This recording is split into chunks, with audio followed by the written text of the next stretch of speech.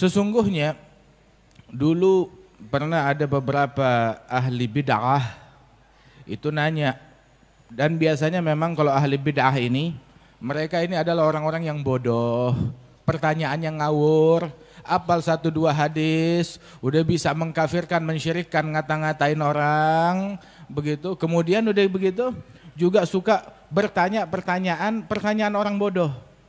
Tahu, datang ke Sayyid Muhammad bin Alwi bin Abbas al-Maliki, dia tanya, usil, Allah sekarang lagi ngapain? Oh, dia bilang, Ustadz, katanya ente orang alim. Saya mau tanya, kalau betul kamu alim di tengah majelis, saya mau nanya, Allah lagi ngapain sekarang? Ini pertanyaan kurang ajar apa enggak nih? Ada gak suka ente terima SMS, lagi ngapain? Kita aja ditanya lagi ngapain sebel.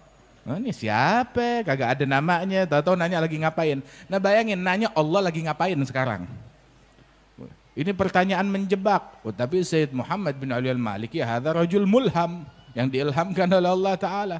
Dia tahu ini orang ahli bid'ah, gak ada mensolawat, gak ada maulid. Maka dia bilang, mau tahu Allah sekarang lagi ngapain? Allah sekarang lagi solawat kepada Nabi Muhammad sallallahu alaihi wasallam. Bilang, tahu dari mana? Dalilnya ada di Quran. Innallaha wa malaikatahu yusalluna 'alan nabi. Allah dan malaikatnya senantiasa selalu tiap saat tiap waktu sedang bersolawat kepada Nabi Muhammad sallallahu alaihi wasallam. Nah, ente mau solawat gak? Kalau orang nggak mau solawat kepada Nabi Muhammad, hati-hati, jangan-jangan emang dia nggak dipanggil sama Allah Ta'ala. Soalnya yang dipanggil untuk solawat adalah mereka hanya orang-orang yang beriman, yang dipanggil untuk solawat kepada Nabi Muhammad sallallahu alaihi wasallam. Terus asal tahu aja, kalau kita bersolawat kepada Nabi Muhammad, yang untung bukan Nabi Muhammad. Nabi nggak ngambil keuntungan dari solawat kita, yang beruntung dengan solawat kita adalah kita. Adapun Rasulullah, jangan kita solawat kepada Nabi dan berprasangka, nah Rasulullah untung besar dari solawatnya kita. Yang dapat keuntungan dari solawat adalah kita. Adapun Rasulullah nggak perlu, nggak butuh sama solawatnya kita. Nabi Muhammad udah dapat solawat dari Allah. Udah dapat sholawat dari malaikat. Tahu gak malaikat jumlahnya ada berapa? Masya Allah, nggak terhitung jumlahnya mereka. Nggak terhitung, jauh lebih banyak daripada jumlah manusia dan jin. Itu malaikat jumlahnya banyak, semuanya sholawat kepada Nabi Muhammad. Kemudian, terus masa iya Rasulullah masih butuh sama sholawatnya kita? Dan asal tahu aja, sholawat dari kita ini berasal dari lisan. Lisan kita penuh kekurangan. Lisan kita kadang suka ngomong yang haram, bukan kadang, sering. Bukan sering, jarang ngomong yang benar lisannya kita. Ya jujur aja kita begitu, jarang ngomong yang benar. Begitu sekalinya kita mau jadi orang benar, tetap aja keluar kata-kata buruk, ntar keluar kebohongan, ntar keluar ghibah, ntar keluar namimah, ntar keluar cacian dan makian. Na'udzubillah min dzalik, dalam sesaat hancur amalan kita.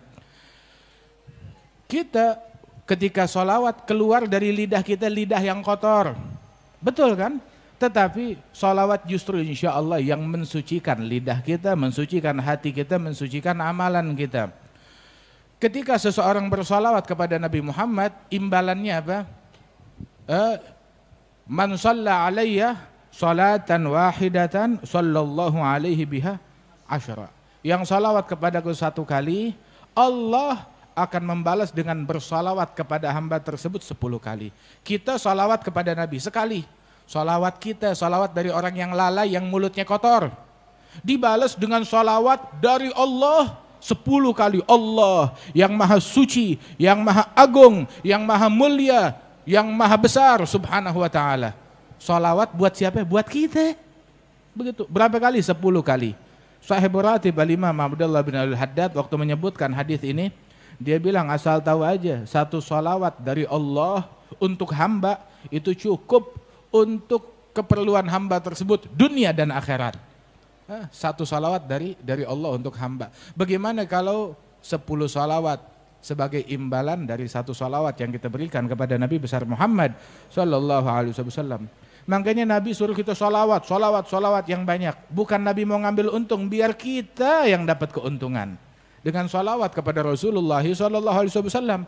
Sebab dijamin amaluna bainal qabul wa raddiha. Amalan kita antara qabul diterima atau ditolak. Semua amalan. Allah hanya menerima la yaqbal illa thayyiban, hanya menerima yang bagus. Amalan kita ini antara diterima dan ditolak. Ada yang diterima, ada yang ditolak. Begitu. Kan al-Imam Syekh Umar Mihdhar Ibn al-Imam Abdurrahman As-Saggaf, beliau sampai bilang, nih wali besar. Tapi walaupun dia wali besar tidak ghurur, enggak tertipu dengan dengan keilmuan, dengan pengikut, dengan ibadat dia tetap masih takut kepada Allah Subhanahu wa taala. Ini penyakit ghurur ini melanda semua orang. Kemarin kan kita bahas tentang bab ghurur kan beberapa waktu yang lalu. Itu melanda semua orang. Ghurur, tertipu dengan ilmunya, tertipu dengan ibadatnya, tertipu dengan pengikutnya, tertipu dengan followernya, tertipu dengan kepandaiannya dalam bicara, dalam ini itu segala macam, dengan hartanya, banyak. Ini beliau ini amalannya banyak, ibadatnya banyak. Di antara amalannya beliau itu dalam satu nafas dia membaca ya Latif, ya Latif, ya Latif 1000 kali dalam satu nafas. Berapa nafas kita sehari? Masya Allah. Jangan heran abahnya beliau menghatamkan Al-Quran. Itu siang 4 kali hataman Quran, malam 4 kali hataman Quran. Zikirnya banyak, ibadatnya banyak, wali besar, ulama besar.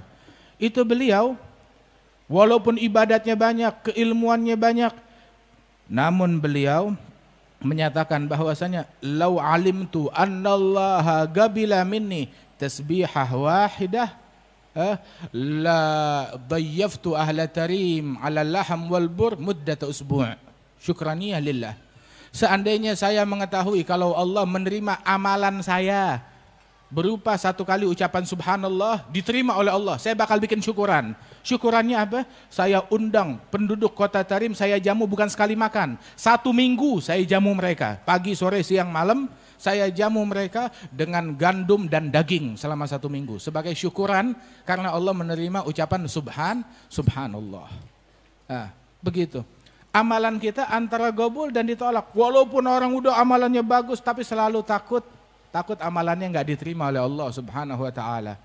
Kan Sayyidina Ali bin Abi Thalib bilang, "Kunu bi gabulil amal aham ilaikum minal amal." Jadilah kalian fokus memprioritaskan gobulnya amalan itu lebih penting daripada amalan itu sendiri.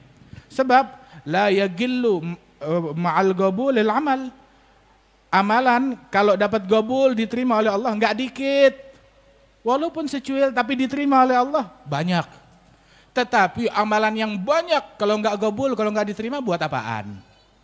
Enggak diterima oleh Allah Subhanahu wa taala. Allah taala berfirman tentang Maryam binti Imran, fataqabbalaha rabbuha bigabulin hasan wa ambataha nabatan hasana wa kaffalaha Zakaria. Ketika Allah taala menerima gobul satu niat salihah. Rabbi ini nadartu laka lima fi batni muharraran. Saya nazar yang di kandungan saya mau wakafkan di jalan Allah. Enggak tahu yang lahirnya perempuan, tapi yang ini digobul, diterima oleh Allah Ta'ala, manfaatnya banyak, besar hingga lahir Nabi Isa dengan segala mukjizatnya dan keistimewaan dan kemuliaannya beliau. Alhasil, amalan kita nih antara gobul dan ditolak, kita nggak tahu.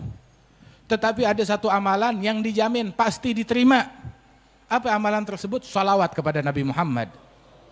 Kalau udah salawat kepada Nabi udah pasti diterima, dijamin diterima salawat kepada Rasulullah sallallahu alaihi wasallam. Gobul dan diterima oleh Allah Subhanahu wa taala. Makanya perbanyak amalan yang udah dijamin pasti diterima oleh Allah taala, yakni salawat kepada Rasulullah. Apalagi di zaman sekarang. Zaman sekarang ini masyi anfa' li ahli zaman min kathratil istighfar wa kathratis shalah 'ala nabiyil mukhtar. Nggak ada yang lebih manfaat untuk orang-orang zaman sekarang melebihi banyak istighfar dan banyak salawat kepada Nabi besar Muhammad sallallahu alaihi wasallam. Sehingga ada satu sahabat bilang kepada Rasulullah sallallahu alaihi wasallam, "Ya Rasulullah, berapa banyak saya jadikan untukmu saham salawat saya? Saya punya amalan banyak. Berapa banyak dari amalan saya yang saya jadikan, saya peruntukkan untukmu salawat?" Dia bilang, "Terserah kamu." Dia bilang, "Rubu' ya Rasulullah, 1/4 amalan saya isinya salawat buat kamu." Masya Allah, bagus. Fa in zitta ala dzalik fahuwa ahsan. Kalau kamu bisa kasih lebih baik lagi. Kalau begitu 1/3-nya, bagus. Kalau lebih baik lagi. Kalau begitu setengahnya, Bagus kata Rasul. Kalau lebih baik lagi. Kalau begitu 2/3 isinya sholawat. Rasul bilang bagus. Fa in zidta ala dzalik fahuwa ahsan. Kalau kamu bisa lebih maka lebih baik untuk kamu. Hingga dia bilang kalau begitu 100% amalan saya sholawat kepada Rasulullah sallallahu alaihi wasallam. Jadi dia ada waktu tertentu tuh, begitu wiridnya semuanya sholawat kepada Rasulullah. Nabi bilang kalau begitu idzan tukfa hammuk yughfar dzambuk. Kalau begitu stresmu, beban pikiranmu bakal dicukupi oleh Allah Ta'ala dan dosa-dosamu akan diampuni oleh Allah Subhanahu Wa Ta'ala. Nih kita nih hidup di dunia, kita manusia, kita manusia nih punya dua kehidupan, kehidupan dunia terus kehidupan akhirat. Makanya jangan ruwet sama dunia mulu. Kita masih ada urusan akhirat lagi. Ini dunia aja, sampai yang akhirat dicemarin ntar sama dunia. Kita hidup nih bukan di dunia doang, ada dunia ada akhirat. Nah, kalau urusan kita punya stres, beban pikiran, ya baik itu hutang, urusan ekonomi, urusan politik, urusan keamanan, urusan kesejahteraan, keluarga, rumah tangga, itu kan urusan duniawi. Kalau pikiran kita urusan dunia udah dicukupi nama Allah Ta'ala, senang nggak? Senang. Stres kita dicukupin oleh Allah, dihandle oleh Allah Ta'ala, berarti urusan dunia udah kelar. Dosa kita diampunin oleh Allah Ta'ala, tuh urusan akhirat udah kelar. Khalas, dunia selesai, akhirat selesai. Siapa itu? Orang yang banyak sholawat kepada Nabi besar Muhammad sallallahu alaihi wasallam. Nabi bilang kalau begitu urusan kamu, stres kamu dihandle, dicukupin oleh Allah, dan dosa kamu diampuni oleh Allah Subhanahu Wa Ta'ala. Beres deh urusan dunia dan akhiratnya dia. Dulu tuh ada Al-Imam Jazuli, Al-Imam Al-Jazuli, dia sekali itu jalan sama teman-temannya dalam sebuah safar perjalanan.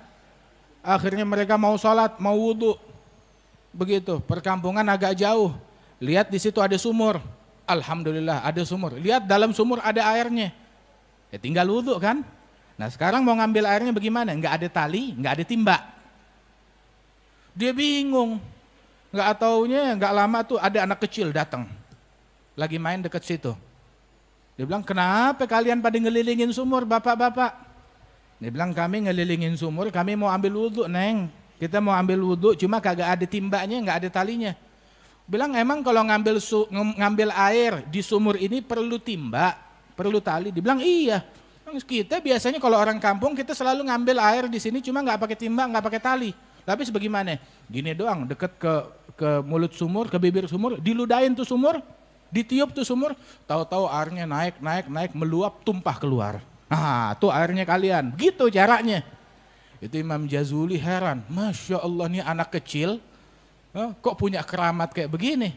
Ditanya, kamu anaknya siapa? Ya saya anak orang kampung sini biasa aja. Tunggu, pasti ada sesuatu. Amalan kamu apa? Oh, saya diajarin tiap hari untuk sholawat kepada Nabi Muhammad.